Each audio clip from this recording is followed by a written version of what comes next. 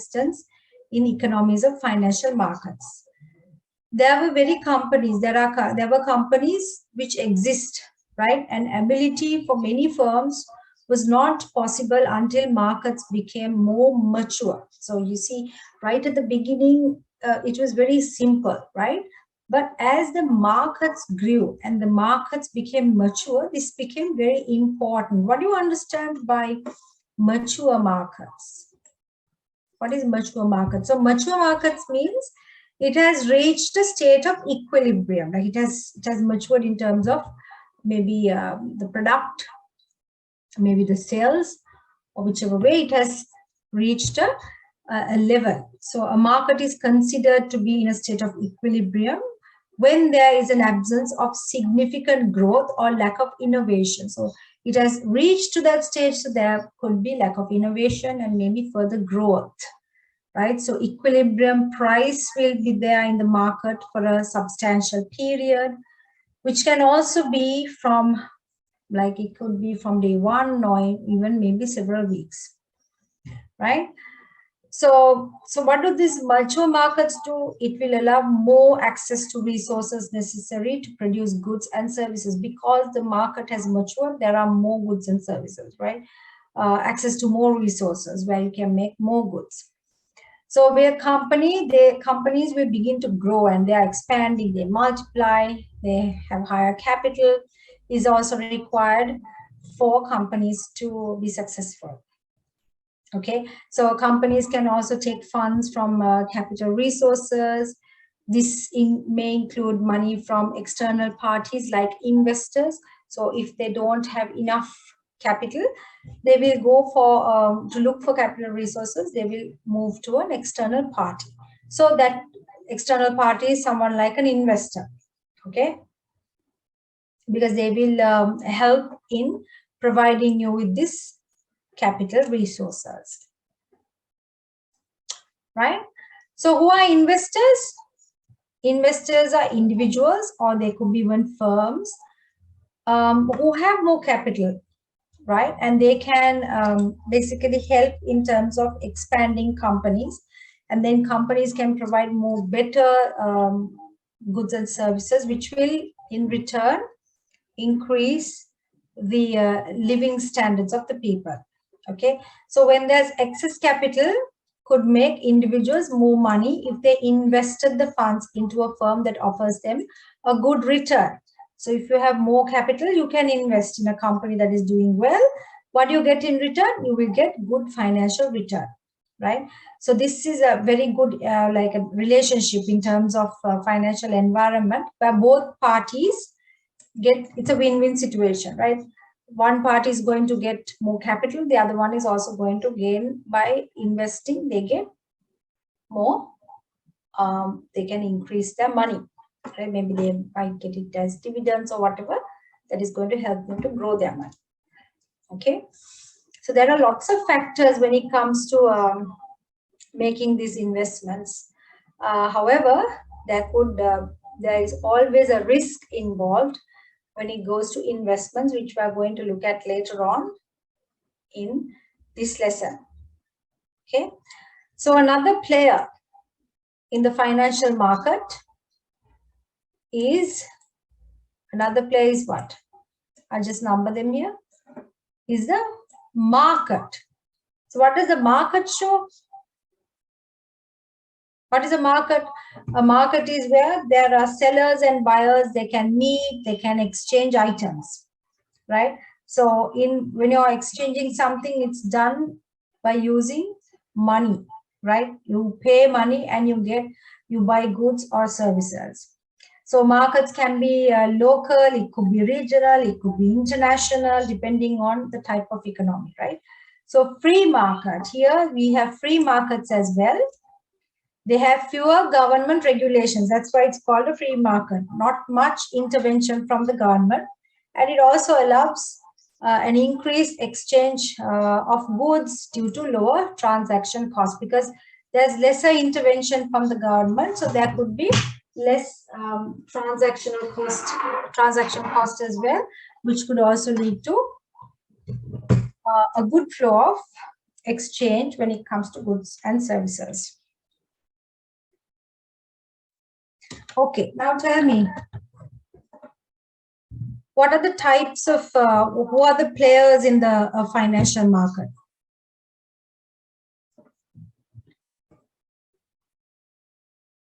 Dan, are you here? Lynn, are you here? Yes. Sashikala,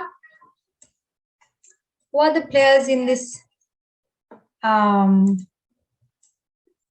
financial environment? Name some players we were just discussing. Romel? Financial institute, madam. Yes, Financial and institute. very good. And who else is there? Yes, Lynn? Yeah, the major player. Sorry, I think I muted you accidentally.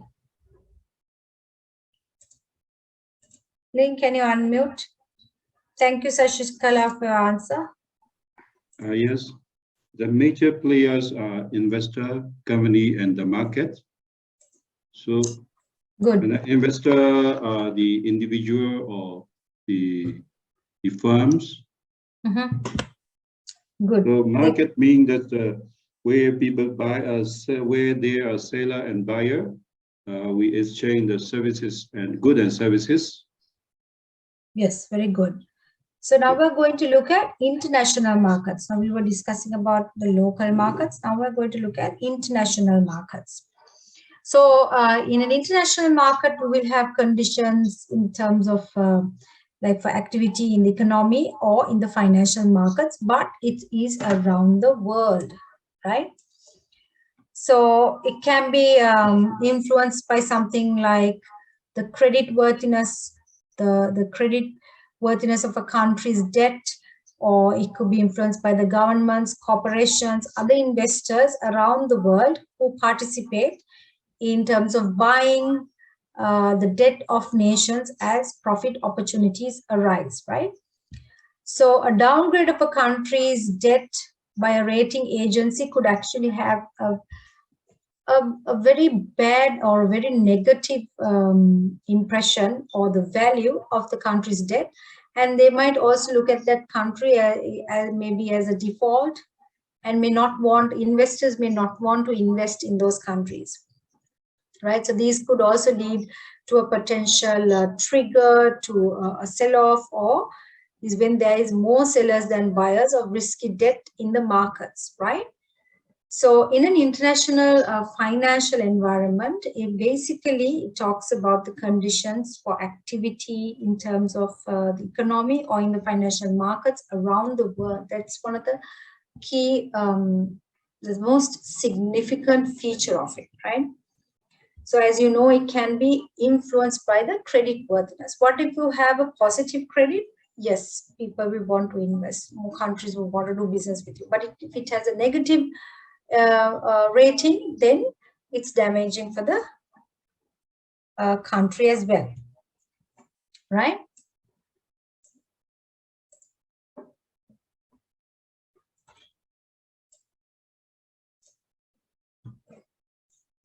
So at times we would have experienced, right? There are things which occur, which happens around the world, and it can have like a effect throughout the international financial environment. Sometimes it could be like a political situation, it could be any kind of situation that can have an impact on the financial environment, right? So if these kind of events unfold in a single country, the influence of that country's economy has a potential to move the markets around the world. This could be since other countries, maybe they are creditors of the nation where an event positive or negative has happened and it's likely to unfold. So the influence of these major global economies or emerging markets basically leads to a potential to cause a stir in the financial environment, which could have like an impact on borrowing assets or borrowing costs or cross-border deals and even profit opportunities. Can someone tell me, right, some event which took place and could lead to some sort of like effect in terms of the financial environment. Something that happened very recently. Can someone talk about it? Can someone name it? Something that happened recently. Like, you know, there are wars that happening that also has an impact. That could have an impact on certain countries, and it will have an impact on the financial environment as well. Any example? Like in Bhutan, fuel, madam. Yes. In Bhutan, fuel, madam. Okay, okay. Yeah, Marjorie, you have raised your hand. I think the worldwide crisis about the war between Russia and Ukraine, Yeah. it has a big effect worldwide about increasing the price on the fuel or the gas like that. And there are certain sanctions being imposed, so that had a effect on many countries as well. Yeah, the trading like that. The US is not allowing the Russian gas to be traded, and then yes, that's my example. Yes, that's good example. Thank you. Good example. Thank you for sharing. So those are like the negative impacts that could happen. As well as negative impacts, there could be positive impacts as well, right? So if you have a very strong international financial environment, is one where investment, and you can see the economic growth is already in uptrend. There's a rise in that, right? So when the economy is growing, it can lead to greater infrastructure development, and it creates more jobs, right? Then what happens when it creates more jobs? International investors, they have an opportunity maybe to allocate capital to these growing or to these like growth initiatives to make profit, right? Corporations can also develop certain partnerships or create new locations in overseas markets. So you can see, right, it's creating more opportunities worldwide. So there, as well as a negative impact, the positive impact of it is quite good, right? We can create so many jobs and pave way for so many other things. So under this, now when we talk about financial environment, one that we can't ignore is sovereign credit rating. Now, what is sovereign credit rating? It's an independent assessment of credit worthiness of a country or sovereign entity, right? It's like a rating given that can actually give the investors an insight into the level of risk that could be associated with when you think of investing in that particular country, right? So it could also include political risk. Now, if there is unstable political environment, then it's too risky for an external investor to come and invest in that country. So that's the credit rating reflects on that as well. So at the request of the country, a credit rating agency will, what do? They will evaluate its economic and political environment to assign it a rating. So when you get a good sovereign credit rating, it's very important for developing countries where they want to have access funds in international bond markets. So for them, this credit rating is very important. Supposing you get a bad credit rating, it's going to be difficult for these developing countries when it comes to getting funds in international bond markets. So that's why they always try to keep this sovereign credit positive, right? In order to do that, you need to have a good political environment as well. If the country does not have a good political environment, that can have an impact on this rating, right? So as I explained, a lot of countries, they will try to get this rating, right? It could be from the largest to the most prominent credit rating agencies to encourage investor confidence. What is investor confidence? They are confident in investing in that country, like for capital resources.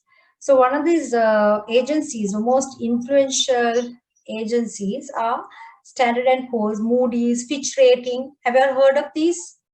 Have you all heard of these rating companies, these agencies? Anyone?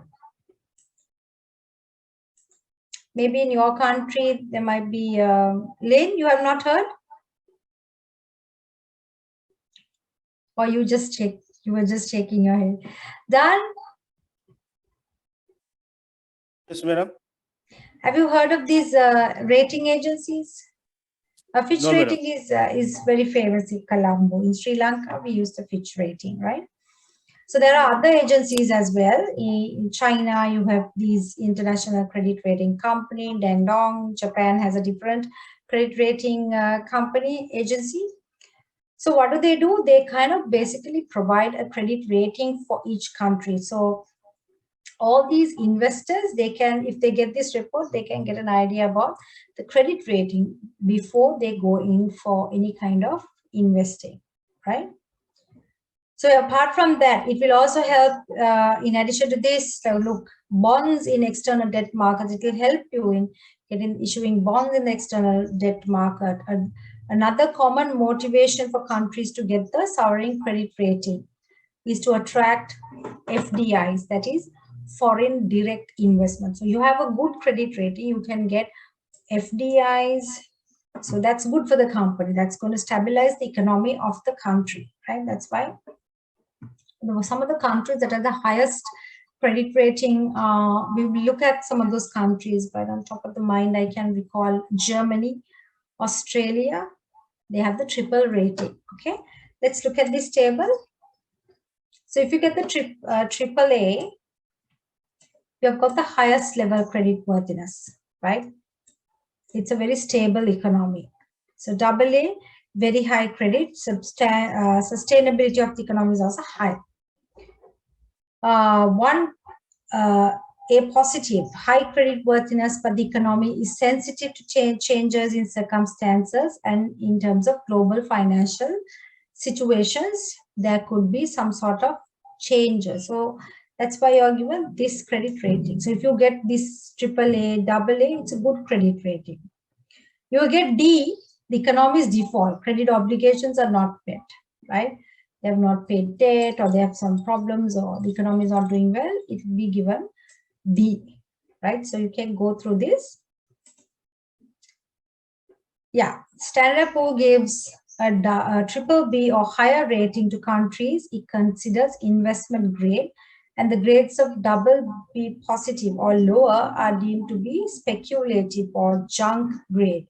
So S&P gave Argentina a triple C minus grade in 2019, while Chile maintained only a A plus rating. Fitch has a similar system.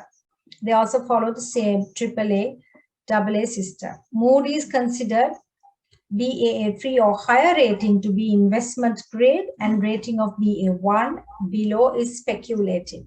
So Greece got a B1 rating from Moody's in 2019, while Italy had a rating of AAA3.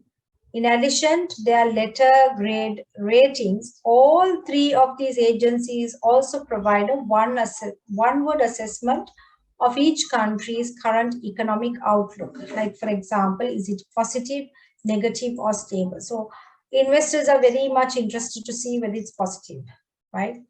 If it's negative, they're not going to even consider investing, but stable, is the economy stable, right? So this is the same, it's a duplicate of the same slide, if I'm not mistaken. Yes. So here are some examples. I here the list of countries. There are 11 countries with AAA credit rating from S&P in 2021. That was last year. So what are the countries? Germany, Australia, Canada, Switzerland, Denmark, Liechtenstein, Luxembourg, Netherlands, Norway, Sweden, Singapore. It has also got AAA credit ratings in 2021. So now we're going to learn about what is economics, right? What is your understanding about economics? What do you understand when you hear the term economics? Like, it doesn't have to be word perfect. Just tell me what you understand by economics. Nocella, Joe, Andrea, Cheryl, Romel, any of these people, Rhoda, Chanel, Maliti. You all can answer this question. What do you understand by Peter Connett, Baptiste Rinchen? What do you understand by, yes, Baptiste, you can answer. Yes, in my own language, for me, what I understand by the term economic is how we use the limited resource we have to satisfy our need and the wants. So how we use it, the daily use of scarce resource that we have to satisfy our need. Thank you.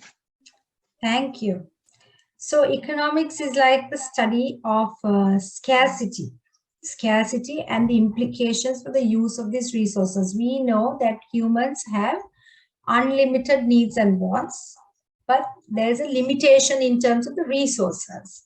So production of the goods and services, the growth of production, welfare over time, and great variety in order of these like complex issues are part of the society. Now you have to manage with these resources, the limited resources, you have to manage the unlimited wants. So economics is also a social science, right? So it studies about production, distribution, demand and supply, consumption of goods and services. It also talks about or looks into the behavior, the interaction of economic agents and how economies work, right? So why are we learning about it? Because we need to learn about, we are talking about financial environment. You need to first find out how these scarce resources are used for production, how these resources are allocated for production, maybe individually or maybe collectively. You have to know the difference between micro and macroeconomics. You know that when it comes to microeconomics, it's only going to look at the behavior of individual consumers and producers, but macroeconomics is an overall overview, right? It's more vast. Economies as on a region, national, and also on international level scale, you will look at the economies. That's called the macro. So micro is the behavior of individual consumers and producers. So as I said, it's more focused about the production and exchange of these goods and services, how you manage the demand and supply. So economists, they have developed certain indicators to measure how well the economy of a country is doing. So we call them economic indicators, things like the GDP, the gross domestic product, or we can use the consumer price index. Then there are types of economies, capitalism, socialism, communism. These are the type of economic systems which we are going to learn today.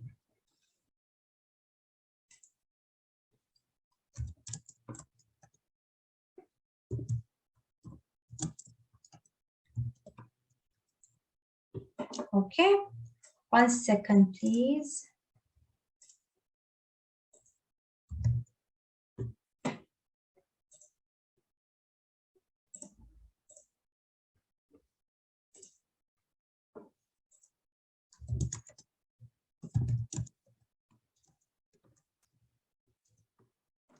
All right. So those are the things in terms of economics. Now, when we look at microeconomics, like I said, it focuses on individuals, individual consumers. It could be firms, and they are the ones who are in charge of making decisions, right? They are individual. Even when you take a house, right? Individual, a single person will make decisions, household decisions, or maybe it's a firm, it's an organization, or it could be even a government agency, right? So microeconomics could also look at like things like trade, industrial organization, might look at market structure, labor economics, public finance, welfare economics. It's like a lot of branches are there, right? Lots of things to analyze, right? So it's very important to identify these areas of economies, right? Because in microeconomics, they are trying to explain how and why different goods are looked at or maybe valued in a different way, right? And how people make these financial decisions. Why a person would want to invest in this? Why a person would, for a product, a demand will increase. So though the microeconomics will look at that aspect, because I said it's very like the individuals and small business firms, etc., right? And how individuals maybe trade, coordinate, cooperate with one another as well. Okay. So it will also look at the dynamics of supply and demand to the efficiency and also cost associated when producing goods and services, right? They will look at how labor is divided and how labor is allocated, right? How a business or firms are organized and how they function, and how people, right, how they approach uncertainty or risks in terms of managing your microeconomics, right? All right. Before we move on to macroeconomics, you all